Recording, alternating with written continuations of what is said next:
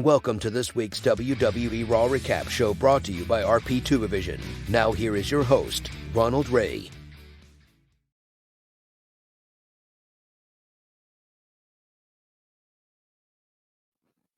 Hello, ma'ams and sirs, and welcome to this week's WWE Raw Recap show. I'm Ronald Ray, your boy with a cornbread accent. This week's Raw takes place at the Amway Arena in Orlando, Florida, home of the Performance Center, NXT, which they do mention that quite a few times tonight. Uh, Especially the Bailey and Becky Lynch storyline, they talk about how it's 10 years in the making. Anyway, before we get started here, let me begin by if you enjoy this content, feel free to hit the like, subscribe button. Also, if you want to, drop a comment as well. Okay, let's let it rip. This week, Edge and Beth Phoenix leads off. To me, Edge at this point in his career is much better used as a babyface. I mean, he's a Hall of Famer, of course, been doing this forever, and people seem to don't really want to boo him. Um, so yeah, I think they should just keep him as a babyface, even though it's kind of hard for them to want to cheer for him going against AJ Styles, which is hard to boo too. It's one of those double-edged swords, but yeah, I think Edge is better used as a babyface, my opinion, right now. Um, anyway, gets on the mic, says the Judgment Day was his fault. He created it, and he wanted to elevate the talent. And I don't think anybody would disagree with uh, Finn Balor, Rhea Ripley, and Damian Priest are better off right now than they were probably a year ago. They have Dominique, but he's a convict. Beth got on the mic and sounded as if she was going to make a challenge until, speaking of the devil, Judgment Day arrives, minus Rhea Ripley. Apparently, she's doing some promo work. Uh, anyway, Finn talks smack about Edge, comes back, they beat him down. Uh, Makes a little jab there, say, hey, maybe next time you just say, I quit. Of course, the hardened convict himself, Dominic, chimes in. Not sure who's more terrifying, though. Seriously, is it Dominique or Nails? Anyway, uh, little joke, kids. Even Damian Priest got some mic time here. He got a little flustered a little bit, thinking about Money in the Bank instead of Elimination Chamber. Uh, hey, no biggie. He's a he's a Terry Gordy here. He's supposed to beat people up. Uh, Ben Balor's and Michael Hayes. He's supposed to, agitate people and run his mouth. Uh, Rhea Ripley's just Rhea Ripley, and of course, Dominic is supposed to get his ass kicked. Anyway, Dominic starts speaking again. Edge shuts him off, tells him to shut up. Uh, he just rips on all the Judgment Day dudes. And yes, I understood the uh, Jamiroquai, quote there or reference. And kids, only you kids, please don't Google it. I know it's a few days too late, probably for some of you, but don't Google it. Uh, you might like that crap. Uh, it was horrible. Anyway, if you wanted to see something funny, sorry, don't mean to digress. See if you can find his MTV Music Awards appearance where he did that song, and then uh, I think it was Chris Rock who ripped him a good one. Uh, and that was pretty much all all we heard from Jamiroquai. Anyway, finally, Beth Phoenix lays down a challenge, say, hey, why don't Finn Balor and Rhea Ripley take on herself, the Glamazon, and the rated R superstar Edge. Finn is in. He asked Dominique if Rhea will be in. Of course, he says Mommy will be in. Uh, and of course, he'll Finn says, "Hey, if y'all can make it, then we get this. Looks like it's gonna be the let's do this right here, right now deal." And they start going at it. Beth goes after Dominique, Priest, and Balor. Starts whooping on Edge till Angelo Dawson arrives. Uh, he takes care of Damian Priest. Montez Ford sneaks behind Dominique, scares him a little bit, and tosses him in the ring so Dominique can eat a clam slam while screaming "Mommy." That's hilarious. And of course, we'll get the commercial break. And when we get back from the commercial, the match has started. Damian Priest versus Angelo Dawkins. And this is a Elimination Chamber qualifier.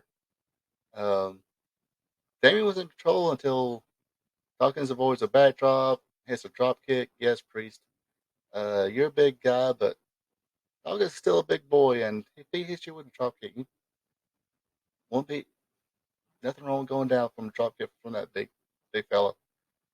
Uh, anyway, the action spills out to the floor. And Priest winds up getting full control where he hits a vicious clothesline to Dawkins. Uh, Dawkins will come back though, hitting his signatures. Uh, Back and forth, offensive, near fall exchanges. Then Priest nails him with that South of Heaven and punches his ticket to Money in the Elimination Chamber. Uh, I thought it was a decent match. I've seen Damian in better matches, of course, but we shall see where this ends up at. And I think it's no secret that they're gonna wind up pushing Montez forward. Uh, but hey, this gotta finally give it for yourself sometimes, and you know, and try and get yourself over. Anyway, I'm just babbling. Up next is the modern day wrestling god, Baron Corbin versus Dexter Loomis. Uh, Poor Corbin. He tries his best. He jumps Loomis as he gets in, and but and does pretty well for himself. Uh, doesn't take long for Loomis to make a comeback and get a quick win here. And Baron Corbin winds up losing yet another match, and also loses the endorsement of JBL. Later on, you will see that he flat says he's a clown, and JBL can't polish a turd. And now comes out the Happy Cowboy, the Beast Incarnate, Brock Lesnar. Uh, he explains for a couple weeks now that all he can think about is Bobby who? Bobby Lashley. He even explains that even after banging his wife Sable for 5 hours, all he can do is think about Bobby who? Bobby Lashley. Of course, Brock lays out the challenge. Lashley comes out, says he'll let his lawyers and managers look at it. Uh, Kind of got Brock's face, put his finger right on his nose, and Lesnar answered back with two F5s. Next, we have the women's elimination chamber qualifying match. This is Carmella versus Piper Niven, Mia Yim, and Candice LeRae. Uh, I hate to ask this. I might have missed something, and I'm not trying to insult Piper anyway. Uh, like the man, they need all kinds of personalities, shapes, sizes, and all that. Makes makes them unique. And hey, I seen her. I think it was on the second Mae Young Classic, and she can go. But what's uh what's this about? If any of you put in a comment what that's about, just let me know. I probably just missed something in my absence. Uh, but speaking of Piper, I mean, she was having her way with the girls. Except for Carmella. Carmella was smart to stay out of it until she could pick her spot, which didn't turn out too well. but they give her her opponents the opportunity to temporarily dispose of Piper. Uh, had a nice little back and forth between Mia and Candace until Mela, picked her spot again. Uh, Piper came back and splashed all three of them at once. Almost got a near fall. Then she wound up tossing, I think it was Carmel out of the ring. Uh, but anyway, in the end, it was Carmella avoided a corner move from Candice LeRae. She stomped a mud hole in her, hit the Bronco Buster on Candice, then got away and let Piper Niven uh, hit Candice LeRae with a cannonball. Come on to think, Piper with a super kick. Then it's elementary. Then Mella just pulled LeRae to the middle of the ring and let the referee perform the 3 count. So qualifying the women's elimination chamber match is Carmella. Yeah, it's good to see her back. Tag team match next. The Alpha Academy, Otis and Chad Gable going against. I guess they try and get the Hurt Locker or Hurt business back together. It's Shelton Benjamin and Cedric Alexander, a former tag team champions. Good back and forth between Alexander and Gable. Uh, then the Alpha wound up getting the heat on Shelton, but he came back, made a hot tag to Cedric. He of course gets his shit in. Gable then gets back on top. Uh, had a near fall there till it was broken up by Benjamin. Otis came back in, and Benjamin gave him a series of corner knee shining wizards. Uh, then man, he picked the big boy up for a Samoan drop. That got the crowd popped the crowd a little bit on that one. Gable then gets Shelton out. More back and forth between Chad and Cedric until Cedric hits Gable with a back suplex into a backbreaker, and that would secure the W for Shelton Benjamin and Cedric Alexander. I guess they're trying to reform it. That's what they're going for. Because MVP was out there and he came in to help raise her hand. So we'll see on that one. Next, we have another women's Elimination Chamber qualifier. This one is Chelsea Green versus Asuka. Green, I guess, thought she was ready for Asuka. Tapped her at the bell, but Asuka came back. Locked in the armbar for a quick tap out win. And one of the big moments of the night is the promo between Paul Heyman and Cody Rhodes. Cody came out first, starts saying his promo, acknowledging the fact that maybe he might be facing Sami Zayn at WrestleMania.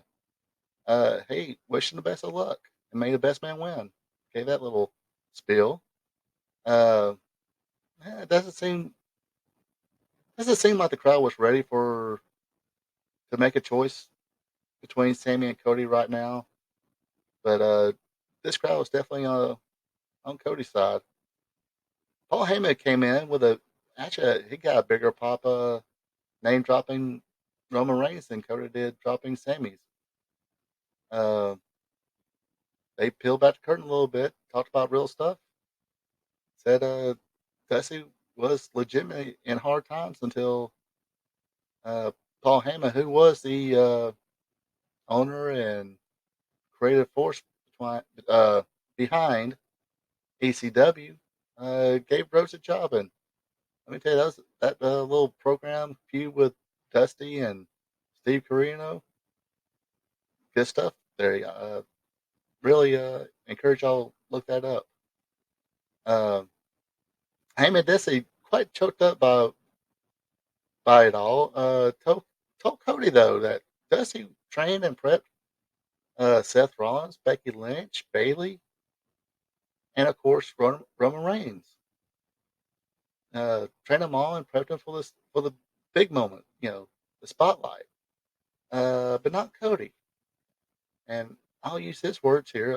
Paul Heyman said, "In my last conversation with your dad, he told me you, Cody, were his favorite son. But Roman Reigns was the son he always wanted. Dropped the mic, and the crowd did the oh. Uh, hey, Cody then walks up and gets in Heyman's face. He stops, tugs at his tie, and sticks his hand out, and forcibly shakes Heyman's hand uh, hard. Then Cody came back and said, "Hey, he's just trying to win a wrestling world title. Uh, everybody's trying to make it personal." And he said, basically said, Paul Heyman, uh, his boy's going to pay for that comments when he takes those titles personally. So uh, definitely some thick stuff here. Now we have another men's elimination chamber qualifier. Montez Ford against Elias.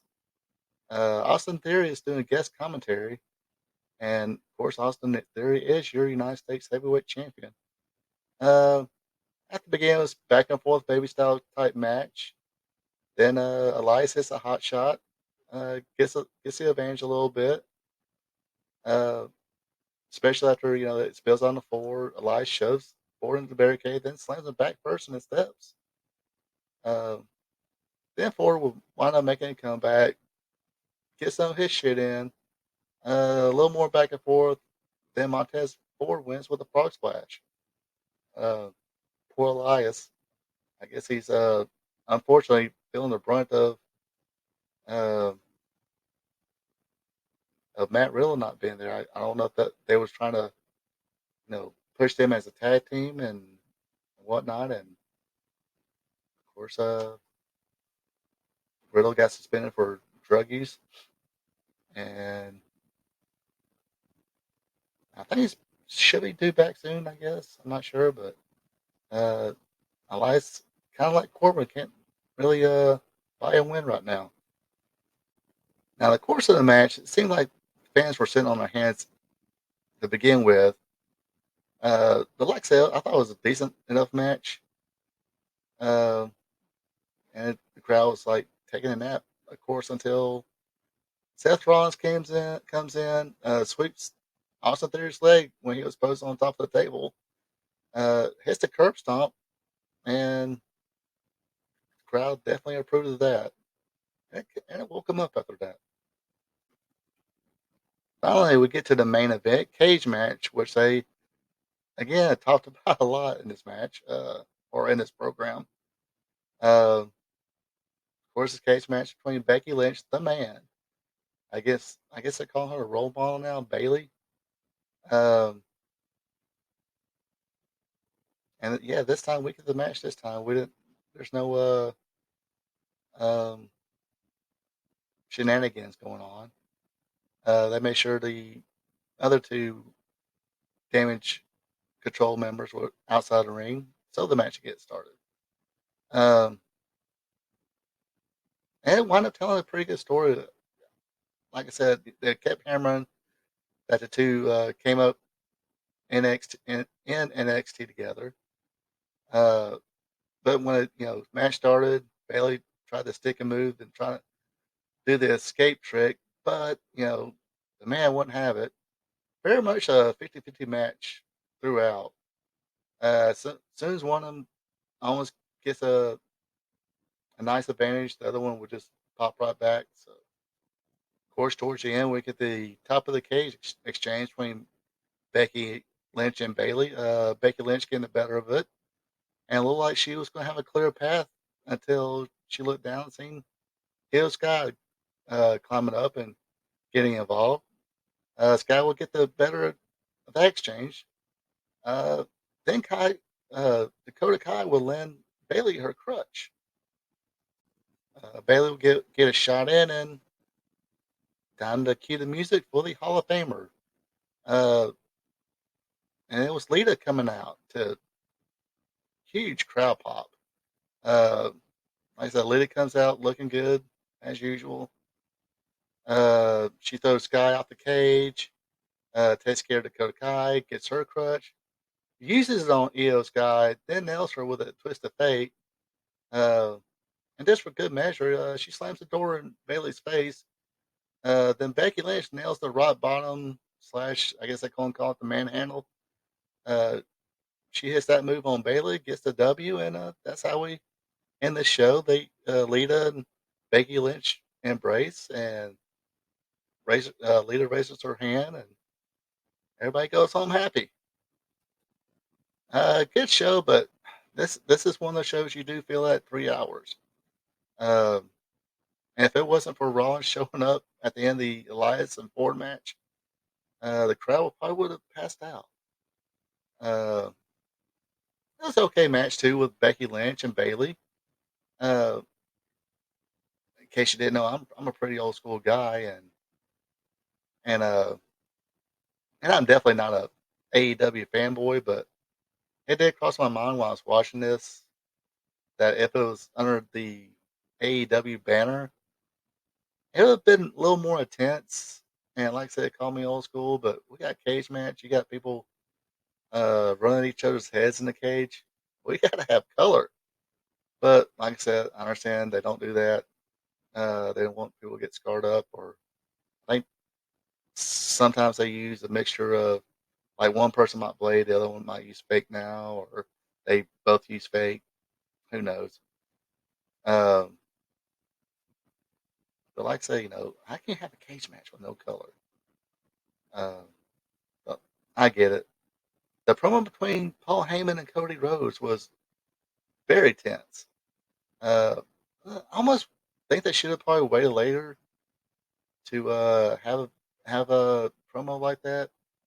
But I'm pretty sure they got things in mind to as soon as when after Elimination Chamber and in the coming weeks to build up the Roman Reigns and Cody Rhodes match. They will have better stuff. And like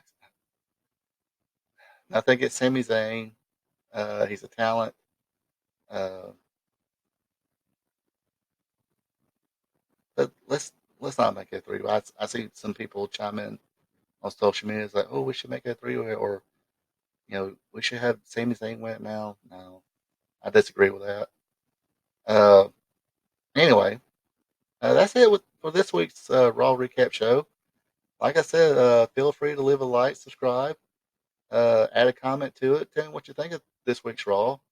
And until next week, you folks take it easy and have a good one. We here at RP Tube Vision would like to thank you for tuning in. Don't forget to like, subscribe, and share. Also check out friends of the show Ecolife and Natural for home-crafted candles, hand cloth, and other home and personal goods. Look them up on Facebook. Link will be available below the video. That is Ecolife and Natural.